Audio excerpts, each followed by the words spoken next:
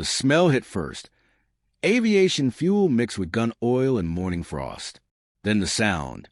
For Wright Cyclone engines coughing to life in the pre-dawn darkness, their roar rolling across Arthur like distant thunder.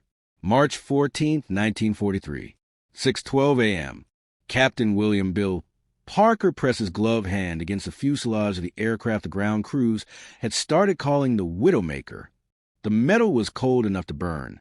16.50 caliber Browning machine guns, 4 in the nose, 2 in the dorsal turret, 2 in the ball turret, 2 in the tail, 6 more bristling from the waist and cheek positions, more firepower than any bomb of the 8th Air Force had ever sent into German skies. The men who loaded those guns swore nothing could touch it. The men who had to fly beside it weren't so sure. In the last 3 weeks alone, 173 American bombers had been torn from the sky over occupied Europe. Parker had flown 23 missions and watched 6 aircraft, 60 men, disintegrate under frontal attacks from Focke-Wulf 190s. The German fighters had learned to come straight at the bombers' noses, where the flying fortress was nearly defenseless. They perfected the art of the head-on pass. 3 seconds of cannon fire, then roll away before the defensive guns could track them. The casualties were unsustainable. The missions were becoming suicide runs. So the Army Air Forces had done something desperate. They'd stripped the bombs from AB-17, reinforced the frame, and turned it into a flying battleship. No payload, no bombardier, just guns, ammunition, and armor. A gunship escort designed to shepherd the formation all the way to the target and back, protecting the bombers that actually carried the bombs. On paper, it was brilliant. Parker had been in combat long enough to know what happened to brilliant ideas when they met German fighters at 25,000 feet. He climbed through the belly hatch, the familiar sequence of movements automatic after 23 missions. Pull yourself up, duck through the radio compartment. Squeeze past the ball turret that hung like a glass belly beneath the aircraft. Step over ammunition belts that snaked through the fuselage like industrial intestines. The cockpit smelled like every other B-17 he'd flown, leather, sweat, hydraulic fluid, and the metallic tang of oxygen. But when he settled into the left seat and looked out at the wings, he saw something different. More guns, more weight, more ammunition, cans bolted to every available surface. His co-pilot, Lieutenant James Chun, was already running to the pre-flight checks, his breath visible in the unheated cockpit, fresh from training. 22 years old. This was his 3rd mission. Fuel load, Parker asked. Topped off, skipper. 2,780 gallons. Ammo, 4,000 rounds for each gun. 64,000 rounds total. Parker did the math in his head. The extra guns, ammunition, and armor plating added at least 4,000 pounds to the aircraft's weight. For 1,000 pounds they'd be carrying while every other B-17 in the formation would drop their bombs over Bremen and climb home lighter and faster. He didn't say any of this to Chun. The kid was nervous enough already, his hands moving a little too quickly through the checklist, his eyes darting to the gun positions like he was counting them to make sure they were all still there.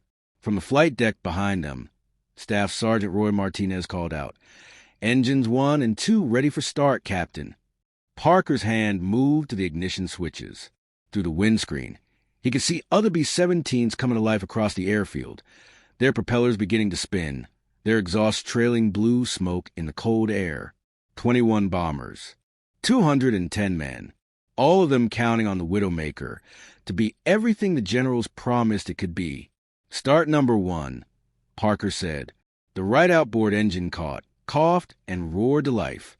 Then number 2, number 3, number 4. The entire aircraft shuddered with mechanical violence, every rivet vibrating, every gun mount rattling in its socket. Chin leaned close to be heard over the engine noise. His voice was tight with a mixture of excitement and fear that Parker remembered feeling on his own first missions. Before he'd learned that fear wasn't the absence of courage. It was just common sense wearing a different uniform. 16 guns, Bill, Chin said, almost shouting. The Krauts won't know what hit M. Parker didn't answer immediately. He released the parking brake and felt the bomb begin to roll forward, heavy and reluctant, like pushing a building across ice. Outside, the ground crew gave thumbs-up signals as the Widowmaker rumbled past them toward the taxiway. He'd seen too many miracle weapons turn into smoke over France. The Norden bomb sight that promised pinpoint accuracy but couldn't see through clouds. The self-sealing fuel tanks that sometimes sealed and sometimes didn't. The formation tactics that worked perfectly until the first fighter attack scattered everyone across 50 miles of hostile sky. This gunship was just another promise, another experiment, another chance for 200 men to find out if the engineers back in Ohio had guessed right about physics, fuel consumption, and how much punishment AB-17's airframe could actually take. The formation assembled slowly in the gray morning light, bombers circling, climbing, finding their positions. The Widowmaker slotted into the lead position of the high squadron, the most exposed spot in the formation, the place where German fighters always struck first. Perfect. Parker leveled off at 12,000 feet and turned the formation toward the channel. Behind him, he could hear his crew checking their guns, the mechanical clack-clack-clack of charging handles being pulled back and released. 16 guns, each one loaded and ready. The French coast appeared through broken clouds, a dark line between gray water and gray sky. Within minutes, the flak would start. And minutes after that, the fighters. Chen was staring at the fuel gauges, his finger tracing the needles that were already moving counterclockwise. Each gallon burned bringing them closer to the mathematical point of no return. "We're burning more than the flight plan predicted," he said quietly. Parker had noticed. The extra weight, all those guns, all that ammunition, all that armor, meant the engines had to work harder, which meant more fuel consumption, which meant less range, which meant less margin for error. He glanced at his watch. Bremen was still 90 minutes away. "Let's hope they don't figure that out," Parker said. But someone already had. 300 miles ahead, in a concrete bunker outside Bremen, a Luftwaffe intelligence officer was pinning a new photograph to the briefing board. It showed AB-17 bristling with gun barrels, more weapons than seemed physically possible on a single aircraft. Beneath the photo, someone had written in neat German script, "Neue Amerikanische Kampfflugzeug, langsam, schwer, Toten CS Zurs." New American gunship, slow, heavy, kill it first. The officer tapped the photograph once, then turned to address the assembled fighter pilots. Young men, hungry men, men who had learned to hunt American bombers the way wolves hunt wounded elk. "Gentlemen," he said, "the Americans have sent us a gift." The Widowmaker was about to discover that bringing more guns to a dogfight meant nothing if you couldn't keep up with the pack. And the Germans? They were already sharpening their teeth. What happened over the skies of Bremen would change American bomber tactics forever, but not in the way anyone expected. The formation crossed the English Channel at 17,000 feet, climbing steadily into crystalline blue sky. Below, the white-capped waters gave way to the patchwork fields of occupied France, a quilt of browns and greens stitched together by hedgerows older than any nation. Inside the Widowmaker, the crew had found their rhythm. Staff Sergeant Martinez moved between gun positions, checking ammunition feeds with the practiced efficiency of a factory foreman. The belt-fed Brownings gleamed under the aircraft's interior lights, each weapon loaded with a mix of armor-piercing incendiaries and tracers. In the ball turret, Corporal Jimmy Reese rotated his position slowly, scanning the empty sky below, his twin 50s tracking imaginary targets. "I could get used to this," Reese said over the intercom, his Georgia drawl crackling through the static. "Feels like we're flying a battleship." Parker said nothing, but Chin couldn't hide his grin. The co-pilot kept glancing back at the new Chin turret installation, two Brownings mounted in a powered turret beneath the nose, specifically designed to meet head-on attacks with overwhelming fire. The position that had gotten so many bombers killed now bristled with defensive teeth. "Cap, we got more ammunition on board than my entire training squadron carried in a month," Chin said. 64,000 rounds. The math doesn't even make sense. It didn't. But neither did sending unescorted bombers into the heart of Germany and expecting them to survive. 300 miles away, Hauptmann Klaus Hoffmann crushed his cigarette against the concrete floor of the dispersal hut at Vitry-en-Artois. Around him, 11 other pilots of Jag Eschwader 26 were already pulling on flight suits, grabbing gloves, checking sidearms. The scramble bell had been ringing for 30 seconds. Americans, heavy formation, bearing 095. The operations officer shouted over commotion. Altitude 5,000 meters and climbing. Estimated 70 aircraft. Hoffman pushed through the door into brilliant sunshine. His Focke-Wulf 190 sat on the flight line, engine already warming. Fuel tanks topped off, for 20mm cannons loaded with high explosive rounds designed to tear through aluminum like paper. But it was the intelligence officer's final words that stuck in his mind as he climbed into the cockpit. They have something new, a gunship, more weapons than normal. Be cautious. Hoffman laughed as he strapped in. Cautious? The Americans were hauling extra weight into a dogfight. That wasn't innovation. That was desperation, wearing a different uniform. He fired the BMW 801 radial engine and felt 1,400 horsepower come alive beneath him. 11 other fighters followed suit, their propellers becoming invisible discs of motion. Within 3 minutes, the entire staff was airborne, climbing hard toward the incoming bomber stream. The Widowmaker's first contact came at 11:23 a.m. Bandits, 12 o'clock high. The call came from the top turret gunner, Sergeant Paul Dvorak. For, no, 6 fighters. FW-190s. They're setting up for a pass. Parker's hands tightened on the yoke. This was it. The moment when theory met reality at 300 miles per hour. The German fighters dove from 22,000 feet, coming straight down the sun line where they were hardest to see. Classic frontal attack. The technique that had killed so many flying fortresses over the last 6 months. But the Widowmaker wasn't like other fortresses. Chin turret, target acquired, called Sergeant Eddie Kowalski from the nose position. His voice was steady, almost calm. Range 1,000 yards. Tracking. The FW-190s grew larger in the windscreen. Their wings began to sparkle with muzzle flashes as they opened fire at 800 yards. Cannon shells and machine gun tracers streaked past the Widowmaker's nose. Fire! Parker shouted. The Chin turret erupted. 2 Brownings, for 1,000 rounds per minute combined, sending a river of .50 caliber destruction straight into the oncoming fighters. The tracers formed a glowing pathway through the air, and the lead FW-190 flew directly into it. The fighter's engine cowling disintegrated. Pieces of metal spun away like shrapnel. Black smoke poured from the cowling, then orange flame. The pilot tried to roll away, but the fire spread too fast. The FW-190 pitched over and began its long fall toward the French countryside below. Kill. First kill. Kowalski's voice cracked with excitement. The Chin turret works. It actually works. Across the formation, other B-17 crews watched in amazement. They'd seen fighters bounce off defended bombers before, but never like this. Never with such immediate, devastating effect.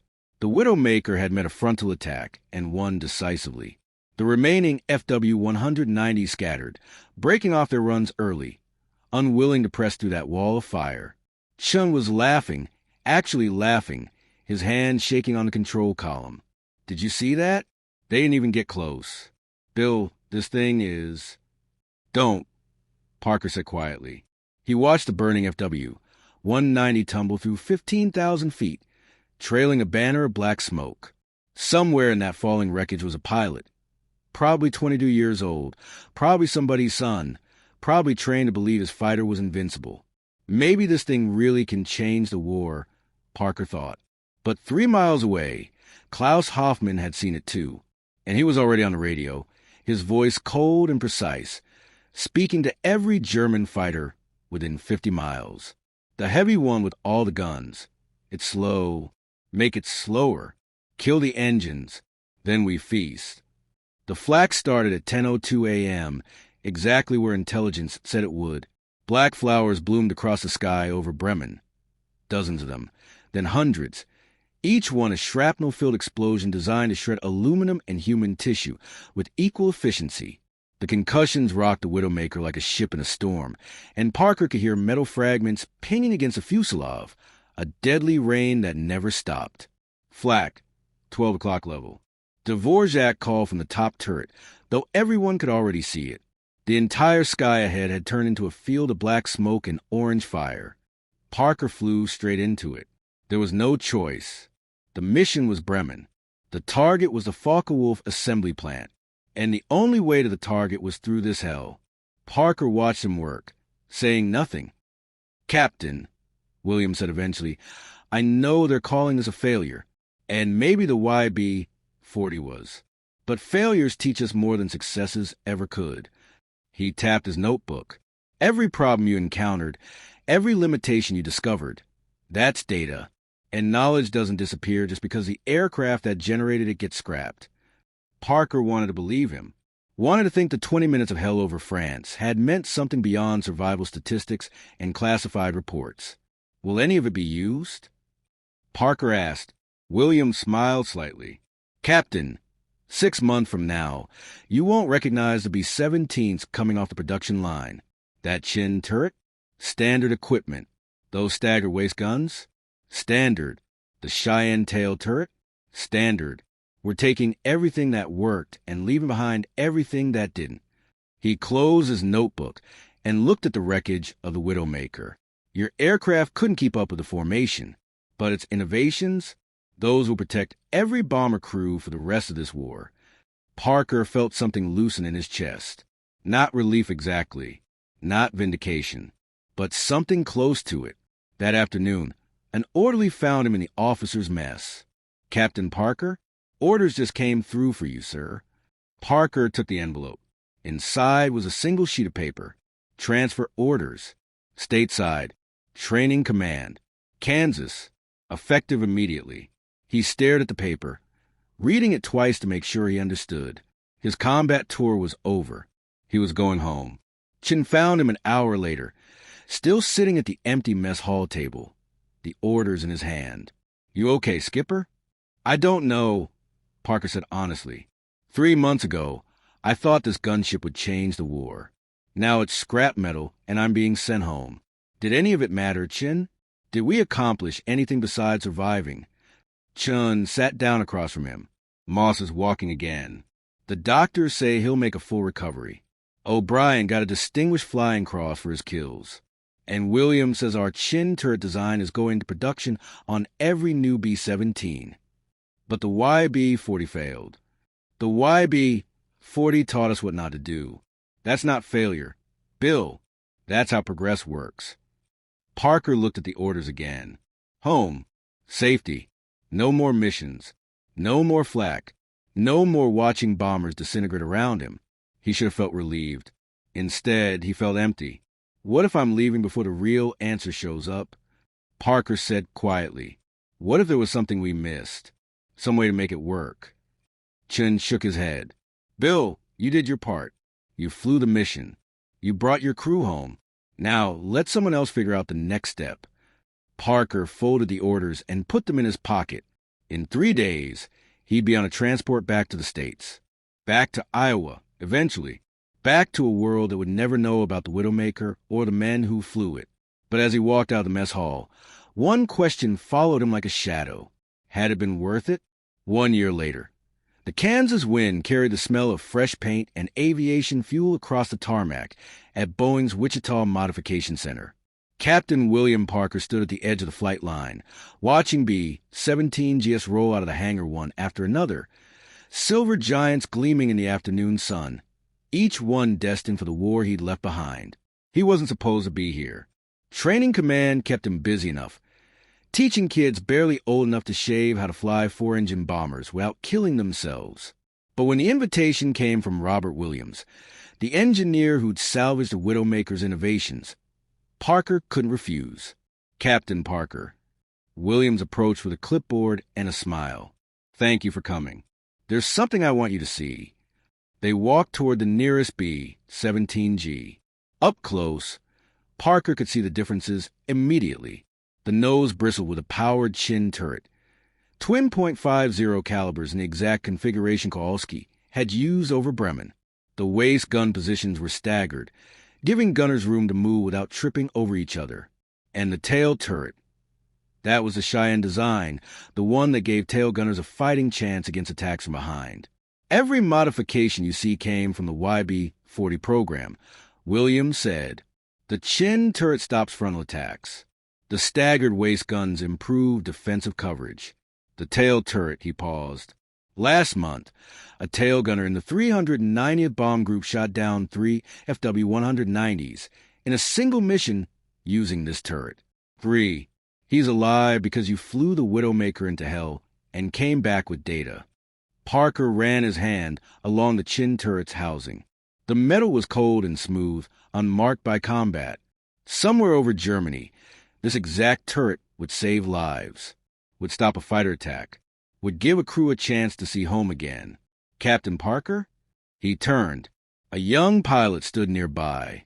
Second lieutenant, fresh wings, couldn't be more than 21. The kind of kid Parker trained every week. The kind who looked at war like an adventure instead of equation written in blood and algebra. Sir, is it true you flew the experimental gunships? The ones with 16 guns. Parker nodded slowly. Did it work, sir? Did it really protect the formation? The honest answer was no. The YB-40 had failed every measurable test. Fell behind. Consumed too much fuel. Became a liability. The program was canceled. The aircraft scrapped. The concept abandoned. But Parker looked at that chin turret. Thought about the staggered waist guns. Remembered Williams saying that knowledge doesn't disappear just because the aircraft that generated it gets scrapped. Not the way we hoped, Parker said quietly. We wanted to build an invincible bomber.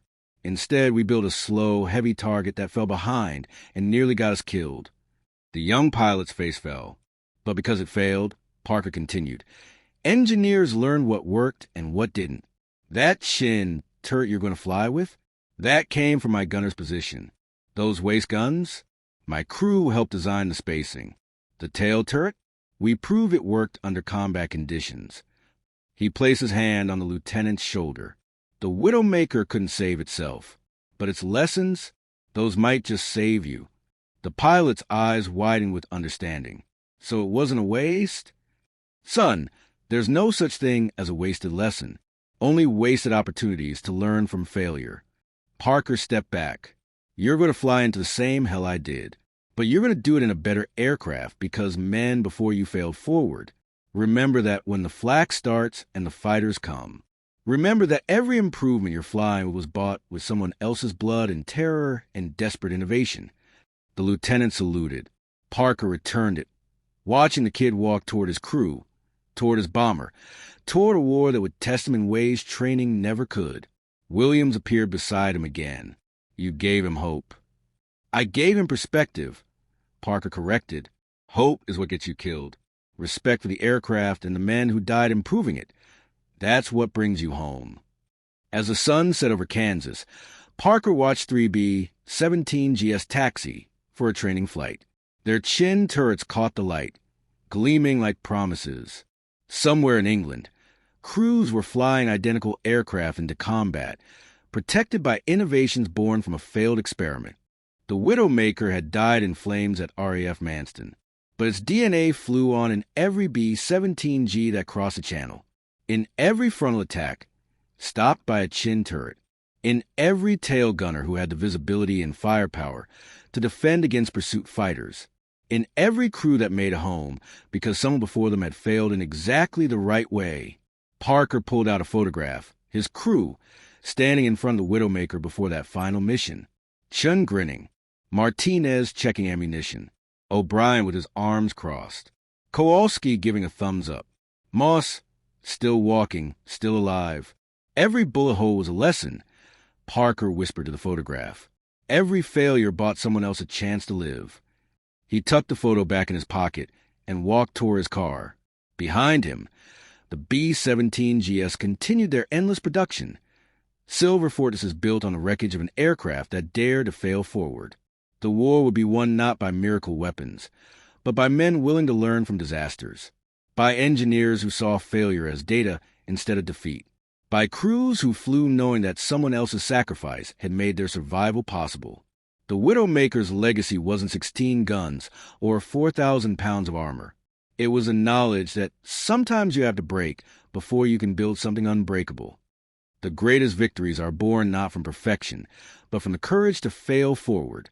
The YB-40 program was classified, forgotten, erased from official history. But every B-17G that flew after March 1943 carried its ghost in the gun positions that worked, the innovations that survived, the lessons written in bullet holes and desperation. If this story of failure, sacrifice, and redemption move you, if you felt the weight of the Widowmaker's guns or the terror of falling behind enemy lines, hit that like button. Subscribe to hear more untold stories of the men who failed forward so others could succeed. And drop a comment below. What innovation in your life was born from failure? Sometimes the greatest lessons come from the experiments that didn't work. Because every bullet hole was a lesson. Every failure bought someone else a chance to make it home.